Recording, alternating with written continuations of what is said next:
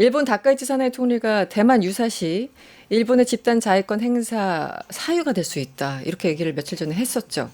여기에 대해서 바로 일본에 있는 중국 대사가 굉장히 거친 언사로 바로 반박을 했는데 외교적인 언어로는 도저히 불가능한 언어까지 나왔습니다. 이 상황을 어떻게 보십니까? 일단 그 뭐 정말 외교 언어가 아닌 걸 올렸죠. SNS에 올린 거에서 중국 정부의 방침이라고 보기는 어렵고요. 아, 그 개인이 아마 크게 분노를 해서 올렸다가 지운 것 같아요. 일단 첫 번째 건 지우고 며칠 뒤에 두 번째 글을 또 올렸죠. 또 예, 예. 네. 그런 것 같은데 이제 뭐 그게 일시적인 분노였건 아니었건 상관이 없이 네. 중국 정부가 일본 정부에 대한 기본적인 이 태도는 충분히 반영되어 있는 것 같아요. 네. 중국 정부가 다카이치 정부한테 뭘 계속 보고 있었냐 하면 핵심은 아베 때부터 줄곧 일본 극우가 주장했던 대만의 문제가 곧 일본의 문제다라는 주장을 이 다카이치 정부가 어떻게 처리하는가를 유심히 보고 있었는데 결국은 대만의 문제가 일본의 문제다라는 워딩을 하고 말았잖아요. 그렇죠. 그러니까 중국으로서는 레드라인을 넘은 겁니다. 그러네요. 그렇게 본다면 네. 이 분노는 앞으로도 정부에서도 지속될 수밖에 없는 심각한 문제가 되는 거죠. 워딩을 혹시 못 보신 분들이 계실 것 같아서 설명을 드리면 쉐젠이라는 중국 대사, 총영사죠. 예, 중국 총영사가 X 계정에 일본어로 글을 올렸는데 대만 유사는 일본 유사라는 일본의 일부 머리 나쁜 정치인이 선택하려는 죽음의 길일 뿐이다. 뭐 이런 얘기를 썼어요. 그러니까 대만 유사가 일본 유사라고 하는 이제 다카이치를 정면에서 비판한 건데 다카이치가 지난 7일이었죠. 중의원에서 일본 현직 총리로는 처음으로 대만 유사시는 일본이 집단 자위권을 행사할 수 있는 존립 위기 사태에 해당할 수 있다. 이렇게 말한 것을 겨냥하면서 분노해서 이런 글을 올린 겁니다. 그러면서 아무쪼록 최저한의 이성과 준법 정신을 회복해서 이성적으로 대만 문제를 생각하고 패전과 같은 민족적 괴멸을 당한 일을 다시 겪지 않기를 바란다고 이 총영사가 이야기를 했는데 제가 이걸 다 읽어드릴 수 없을 만큼 굉장히 긴 글이었고 좀 극단적인 글도 있었습니다. 그런데 이게 중국 외교부에서도 이 반응을 이제 질문을 하니까 이거 개인적인 글이었다라고 하면서도 대변인도 같이 욕을 했잖아요. 네. 일본 총리. 그러니까 사실은 개인의 글이라고 언급하기는 좀 그런 것 같아요. 예, 기본적으로 정부의 반침과 일치하는 거고요. 그렇겠죠. 네. 문제는 이제 다카이치가 이 대만 문제를 포함해서 동아시아 전략을 어떻게 가져가는지를 중국 정부는 계속 지켜보고 있었던데요. 아니나 다를까 아베 이후에 지속되던 일본 극우의 방향을 그대로 잡은 거라고 볼 수 있습니다. 일본 극우가 이러고 이 대만 문제를 자꾸 거론하는 이유는 네. 실제적인 위협이라기보다는 네. 그 위협을 핑계로 전쟁을 할 수 있는 국가를 만드는 것이 목표이고요. 그것을 목표로 해서 내부를 결집시키고 평화헌법을 수정하는 목표를 향해서 가고 있는 그 기본 방침을 일본이 전혀 수정하지 않았다라는 것을 볼 수 있는 거죠. 지금 다카이치와 그 시진핑 주석이 사실 한국에서 깜짝 그 정상회담을 하지 않았습니까? 그런데 만나자마자 서로 인상 쓰면서 그러니까 할 말 못할 말 다 하고 헤어졌어요. 도대체 이 사람들 여기서 왜 만났지? 약간 그런 느낌. 그러니까 시진핑 같은 경우 뭐 역사를 직시해야 된다라고 얘기를 하고 또 다카이치는 뭐 대만 문제, 뭐 인권 문제 뭐 이런 걸 얘기했던가요? 하여튼 서로 저럴 거면 왜 만났지 싶은 만남이 있었는데 그 장면은 어떻게 보셨어요? 그러니까 시진핑 주석이 이재명 대통령과 다카이치를 대하는 태도를 보면 완전히 정반대였죠. 그랬죠. 그 중국의 입장에서 보면 둘 다 미국의 가장 강력한 동맹으로서 네. 중국에게는 걱정스러운 국가 중에 하나인데 네. 이번을 계기로 태도가 완전히 달라졌다라고 볼 수 있는 거고요. 다카이치에 대한 태도는 다카이치가 여지껏 해오던 발언이 있기 때문에 이재명 대통령이 해오던 것과 완전히 다른 극우적인 발언이었고 중국의 레드라인을 계속 건드리는 발언들을 해와서 그랬고요. 심지어 축전까지도 보내지 않았었습니다. 그래서 네네. 예상되었던 냉랭한 분위기였는데 네. 전혀 해소되지 않고 그대로 끝났고요. 반면에 우리하고는 걱정스러운 문제들이 많이 잠복해 있었지만 네. 아주 원활하게 잘 끝난 회담으로 끝났습니다. 그래서 한순간에. 지금 네. 중국은 일본 전략과 한국 전략을 다르게 가져갈 것으로 예상할 수 있을 것 같습니다.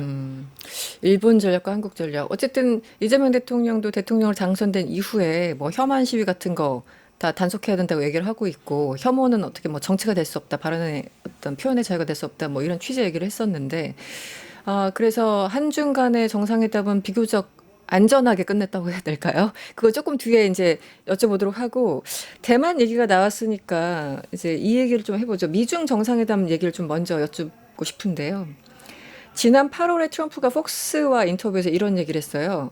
시진핑이 나한테 말을 했는데 내가 대통령 할 때는 대만 침공한 일 하지 않겠다고 말했어. 이렇게 얘기를 했어요. 누구도 확인해주지 않고 있어요. 워낙 트럼프는 혼자 주장을 하니까.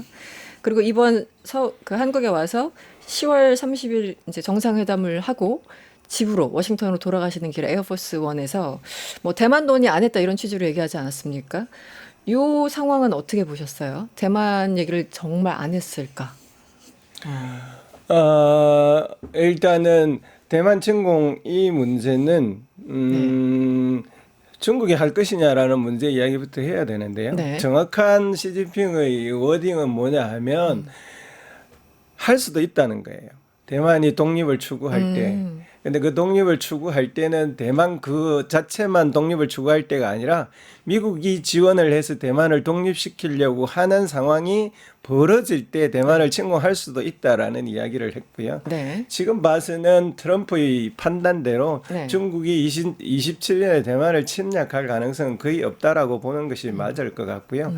아마도 실무진 사원에서는 그런 이야기들이 주고받았을 겁니다. 우리는 대만을 미국이 더 이상 대만을 독립시키려는 정치적 행보를 하지 않는 이상은 우리는 대만을 무력으로 침공할 일은 없을 것이다라는 네. 언질들은 주고받았을 테고 그런 의미에서 중국이 미국한테 요구한 것은 대만 문제를 이전의 태도대로 계속 유지해라라는 거고 그건 하나의 국가다라는 것을 인정하는 거거든요. 지금 이제 이번에 쭉 보면 트럼프 대통령이 대만 문제에 대해서 전혀 언급하지 않은 실질적인 함의는 대만은 하나의 국가다.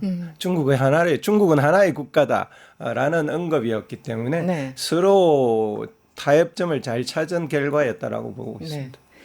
그러니까 가장 핵심은 일단 관세 협상을 어떻게 일단 중단하느냐, 뭐 1년 유예가 됐든 뭐가 됐든 중단하느냐가 가장 큰 관세 이슈가 있었고 두 번째는 대만 문제는 너무 뜨거운 감자여서 아예 그러니까 서로 레드라인을 침해하지 않고 그냥 차라리 언급을 자제하면서 넘어가는 그런 수순이었다고 봐도 될까요? 대만 문제는 사실은 출입구였는데요.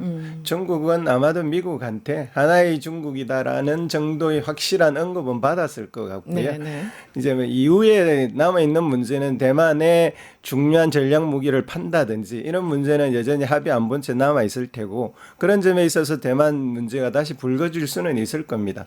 그렇지만 일단 중국이 요구하는 합의선은 넘은 것 같고요. 그래서 이번엔 스몰 딜은 됐다라고 보는 겁니다. 네, 네. 그러니까 관세를 내주고 네. 히토류 제재를 연기한 이 스몰 딜은 되었고요. 기본적으로 이제 빅딜이 되려고 한다면 대만 문제에 대한 확실한 합의와 두 번째로는 미국이 먼저 시작한 반도체 제재를 포함한 중국 기업에 대한 제재와 네. 히토류를 완전히 자유롭게 판매하는 그런 것이 결정이 될 때는 빅딜이 될 수 있을 거라고 봅니다. 뭐 4월에 그럴 가능성은 저는 여전히 열려 있다고 보고 있습니다.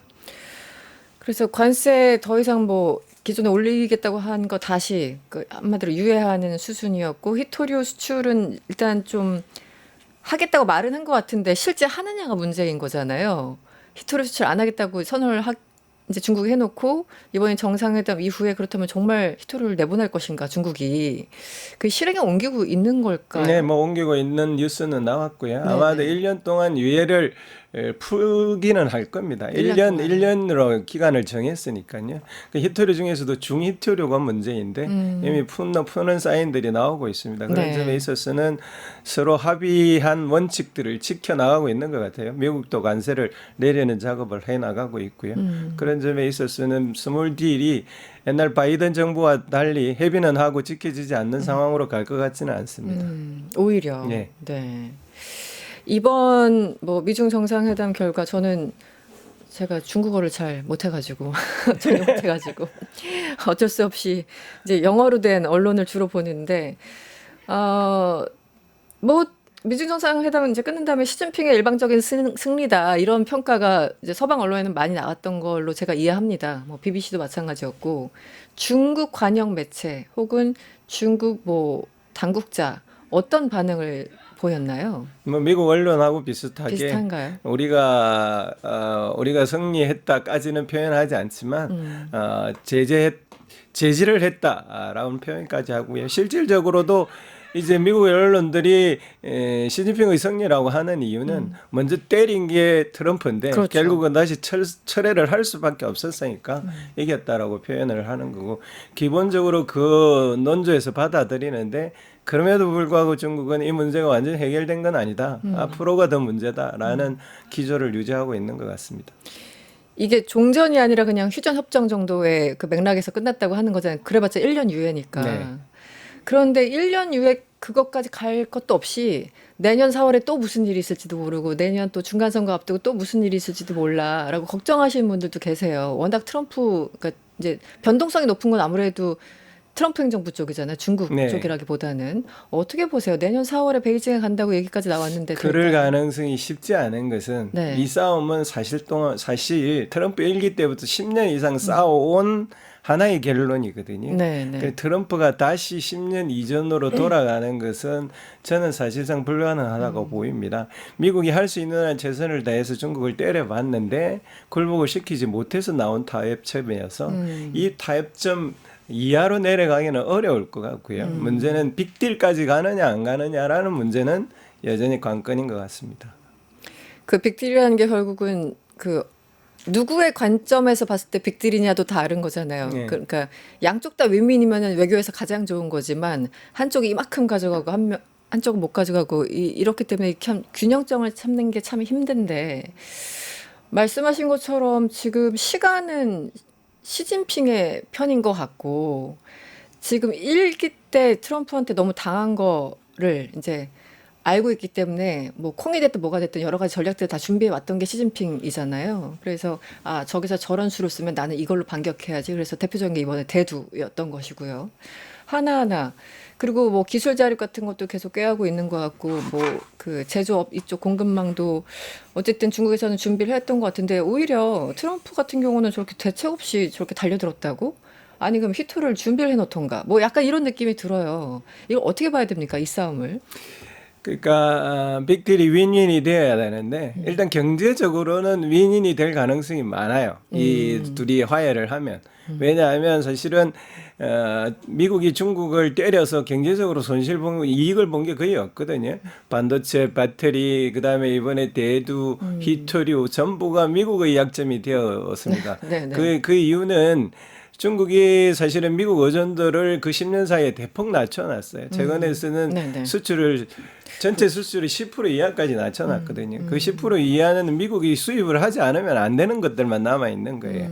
그런 점에 있어서는 경제적으로 풀면 중국도 이익, 미국도 이익인 상황으로 갈 거고요. 네. 이제 미국이 빅딜을 하기 가장 어려운 이유는 결국은 핵심에는 대만 문제, 남중국 해 문제가 있습니다. 네. 중국인 그건 강력히 요구하고 있고 네. 그것을 만약에 미국이 내어준다고 하면 미국의 안보 전략 자체가 변화해야 되는 문제와 관련이 되어 있어서 그 문제는 서로 충돌점이 있는 거죠. 그러니까 충돌점이 이제 있다.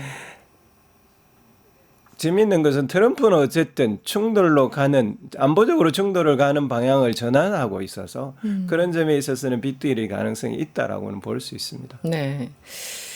그러면 한중 정상회담 얘기도 좀 해보겠습니다. 이게 연결되는 거긴 한데 이재명 대통령이 일부러 공개적인 장소에서 트럼프한테 우리 잠수함 필요해 열려줘 이렇게 얘기를 했잖아요. 그래서 다들 듣는 분들이 어머나 저걸 왜 공개적으로 말씀하실까? 그래서 여러 가지 이제 설왕설래가 있었습니다. 일부러 의도했다 아니면 약간 오버하셨다 뭐 등등.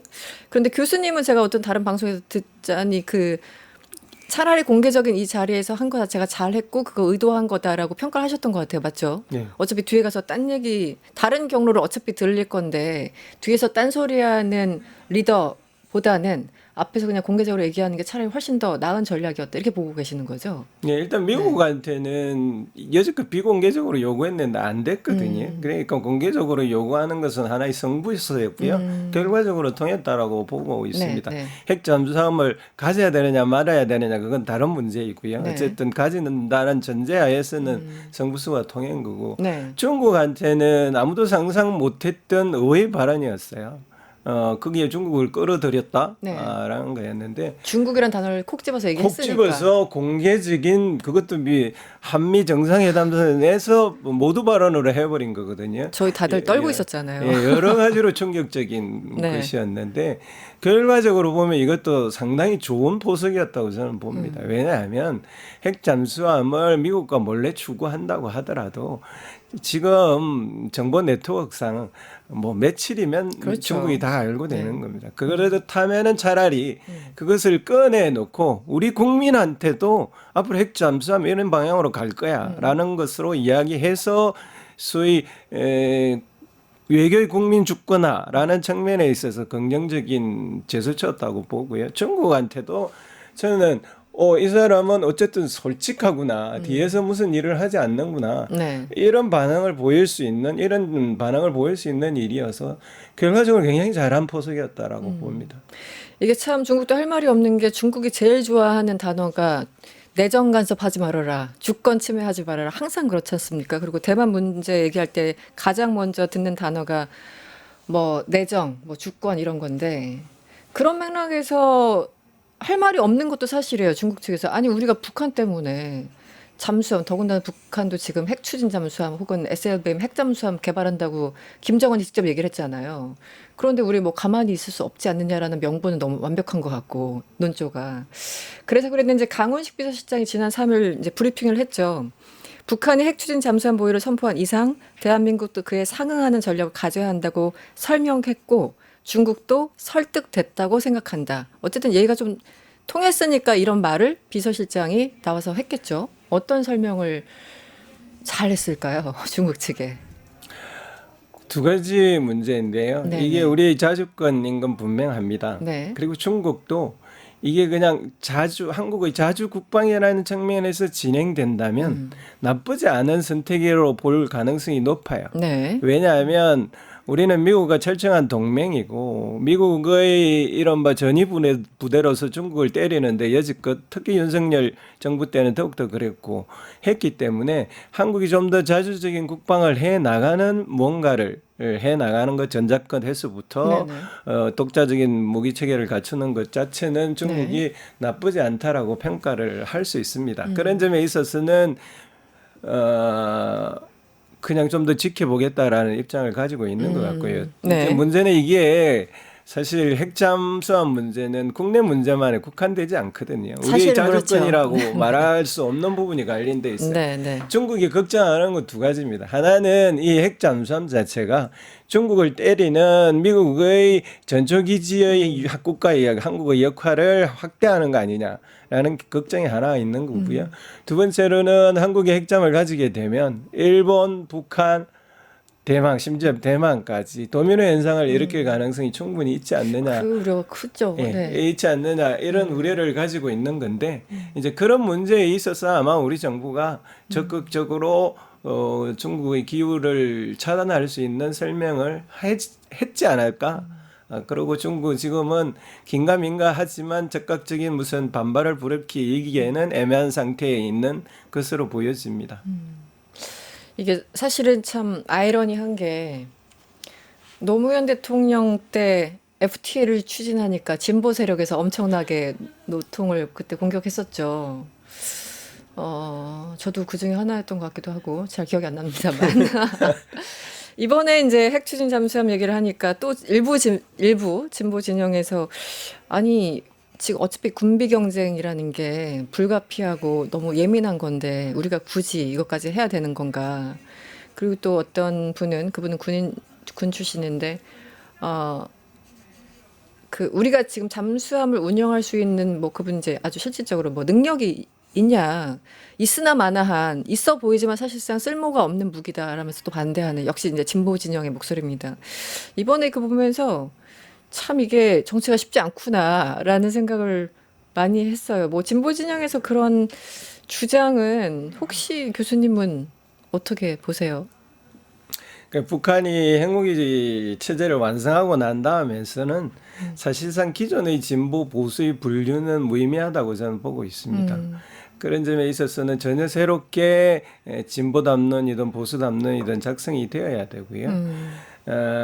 기존의 진보 진영이 반발하고 반대하는 이유는 저는 충분히 수긍을 합니다. 당연히 우리 정부가 새겨듣고 거기에 대한 대응책을 세워야 되는 문제점이라고 보여지는데 저는 그럼에도 불구하고 이 핵 잠수함을 우리가 가지지도 못했죠. 네네. 미국으로부터 그냥 라이센스를 받은 정도인데 네네. 이 라이센스 받는 것 자체를 거부할 필요가 있느냐 하면 저는 전혀 그렇게 할 필요는 없다고 생각합니다. 그러니까 못 갖는 거랑 안 갖는 건 또 다르고. 예, 그렇죠. 일단 미국으로부터 주겠다니까 허가를 주겠다니까 받아놓고요. 그렇죠. 이걸 가지고 북한과 협상하고 중국과 협상하고 일본과 협상할 때 다 같이 군축으로 가자라는 협상 카드가 충분히 될 수 있다고 생각하거든요. 그러니까 좋은 레버리지로 활용할 수 있다. 그렇죠. 사실은 지금 보면 일본도 곧바로 핵무기를 만들 수 있는 네. 축적을 하고 있고요. 이미 북한은 핵무기를 완수해 놓고 있고요. 중국은 말할 것도 없고요.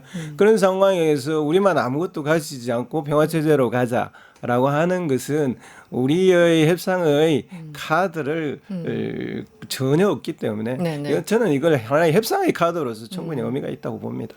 자주국방에 어쨌든 전자권 전환을 하기로 했으니까 자주국방의 개념에서도 어쨌든 기술적으로는 필요하고 혹은 실제 쓰지 않더라도 나중에 어떻게 될지 모르지만 최소한 레버리지로 활용할 수 있는 좋은 하나의 재료가 됐다라고 정리를 좀 해도 될까요? 그러니까 이 핵심의 문제는 우리 국민들이 핵에 대해서 어떻게 판단하느냐가 달려 있는데요. 네네. 사실은 저도 진보 진영의 이견에 동의하는 지점이 뭐냐면 지금 우리가 가지고 있는 재래식 무기만으로도 북한의 핵을 억제할 네. 수 있어요. 재래식 무기만으로도. 네. 그런데 문제는 우리 국민들이 그걸 못 믿는단 말입니다. 불안하고요. 그럼 그걸 믿지 말라라고 해서 설득이 되는 게 아니고 우리도 충분히 핵에 상응할 수 있는 뭔가를 갖추거나 네. 혹은 공동적으로 다시 과거의 비핵화 과정으로 돌아가는 하는 제스처를 취해야 되는데 지금 사실 비핵화 과정으로 돌아가는 것은 네. 북한 때문에 불가능한 상태에 놓여 있거든요. 그러면 우리로서는 다양한 카드를 특히 정부로서는 준비를 해야죠. 네, 시간이 많지 않아서 한중 정상회담 얘기 조금만 더 할게요. 우리가 이제 그 언론에서 나오는 얘기들을 뭐 일일이 다 살필 수 있는 사람들은 이제 많지가 않으니까 교수님께 이제 도움을 좀 청할 수밖에 없는데 이번에 한중 정상회담에서 가장 좀 이건 성과다 싶은 게 뭐였는지도 또 궁금하고 제가 그 언론에서 나온 거 보니까 한중 정상 간에 이 지방도시 활성화인가요? 뭐 그런 대목이 있었던 것 같아요. 근데 중국은 지금 14억 인구죠. 네. 네. 우리가 지방하면 거기 지방하고 개념이 달라서 제가 인공지능에 1,000만 인구 넘는 도시를 알려달라고 했더니 일단 챗GPT 기준 중국에는 18개가 1,000만 인구, 그러니까 우리 서울 인구보다 더 많이 사는 지방 도시들인 거예요. 그 맞는지 모르겠습니다만. 예, 우리가 생각하기에 지방하고 뭐 한다고 뭐 될까 싶은데 그냥 다 1,000만이야.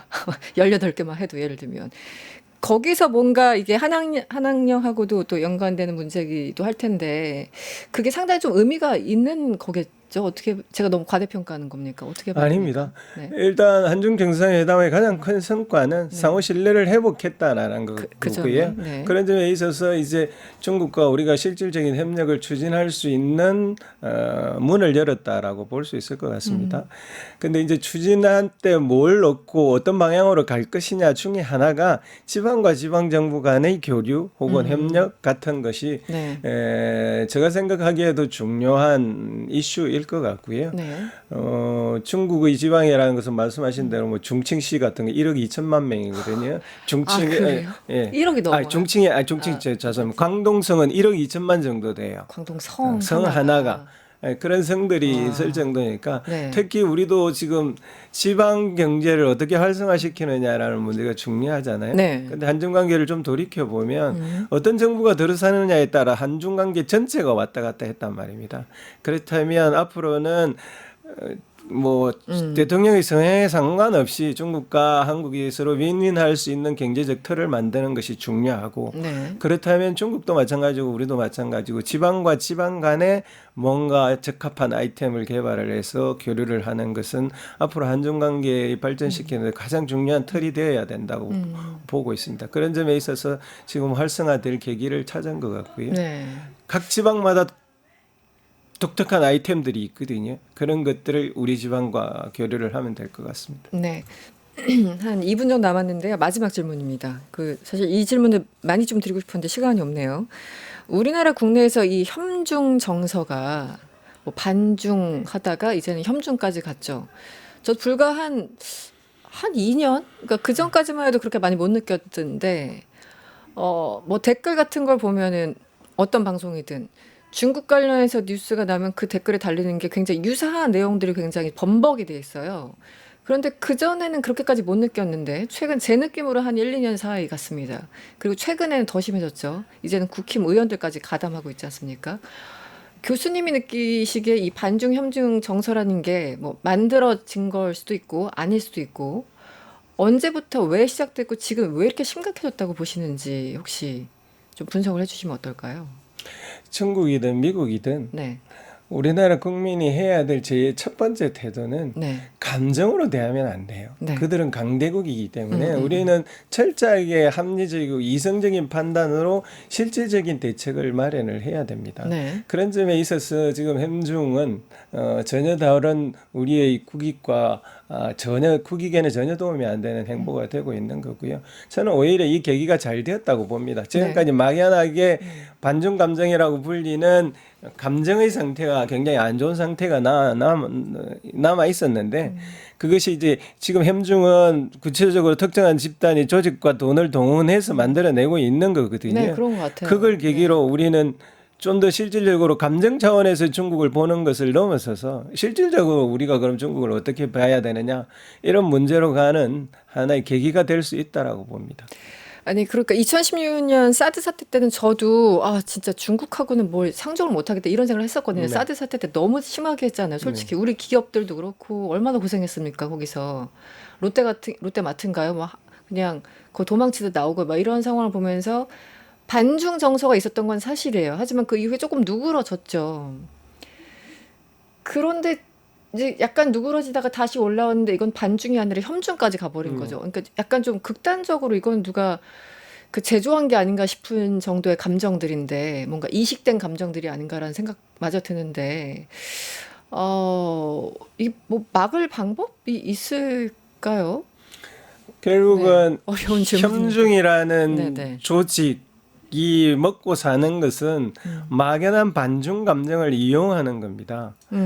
그렇다면 우리가 이 반중 감정을 정말 우리가 이 감정을 가지는 것이 맞는지를 네. 정상화시키는 것. 반중 감정은 가질 수밖에 없어요. 뭐 그거는 문제는 뭐 너무 좋고 과도한 게 네네. 문제입니다. 그것을 정상화시켜 놓으면 혐오하는 세력들도 더 이상 먹을 거리가 없기 때문에 줄어들 수밖에 없습니다. 혐오하는 세력들은 특정한 정치적 목적을 가지고 움직이기 때문에 그 자체를 없애는 건 굉장히 어려울 거예요. 파해를 축소시키는 수밖에 없습니다. 그렇다면 우리가 막연하게 가지고 있던 반중 감정을 이번 정상회담을 계기로 실질적으로 우리가 중국이 두렵다면 그 두려움을 우리가 어떻게 대처할 것인지 경쟁에 놓여 있다면 그 경쟁에서 우리가 승리할 방법은 뭔지 라는 문제로 이성적이고 합리적인 행동으로 바꿔야 될 시점이라고 보였습니다. 네, 알겠습니다. 다음에 또 모시고 대화를 오늘 시간이 좀 짧았습니다. 네, 지금까지 광운대 김희교 교수님과 함께했습니다. 오늘 고맙습니다. 감사합니다.